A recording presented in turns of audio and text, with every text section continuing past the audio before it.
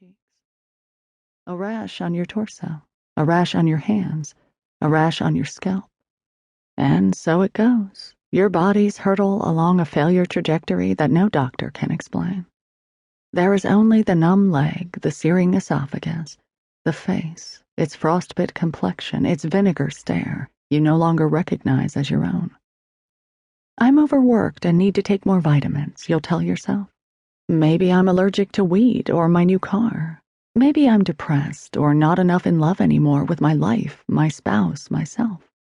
You'll schedule beach vacations or more time at the gym. But no matter how many times you dunk yourself in oceans or flush the liquid content of your body through your pores, you can't escape the suspicion that a cancer drifts through your anatomy, that it will soon metastasize to your personality, that it is only a matter of time before it breaches the cellular firewall encircling your soul.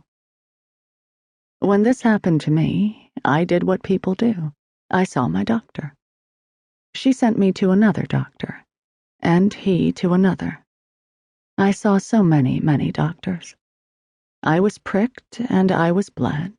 I was leashed to computers, scanners, drips. I was MRI'd, EEG'd, and CT scanned. My body subjected to a battery of lie detector tests that, because the claims it spouted were deemed inconclusive, it apparently did not pass. I acquired a medical file so thick it practically required its own gurney to be moved. I was greeted by each new specialist with a weary smile. I was patronizingly quoted done. There is no health. We, at best, enjoy but a neutrality. Because the doctors could not cure me, they decided I could not be sick. They told me it was all in my head, namely I was to blame. I was the sickness, which I don't deny. I brought this on myself. I failed to take the proper cares and cautions. I failed to live invisibly or wisely. Besides, don't the healthy always suspect the afflicted? She drove herself to exhaustion. She was so stressed out. She never dealt properly with the death of her mother. All of this is true. However, I cannot take all the credit. I say this humbly, not reproachfully.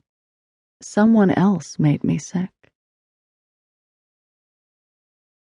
Let me explain this in terms you can understand. People make people sick.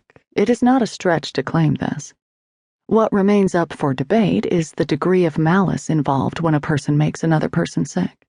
Did your sister, for example, intend to give you her head cold? In most cases, not.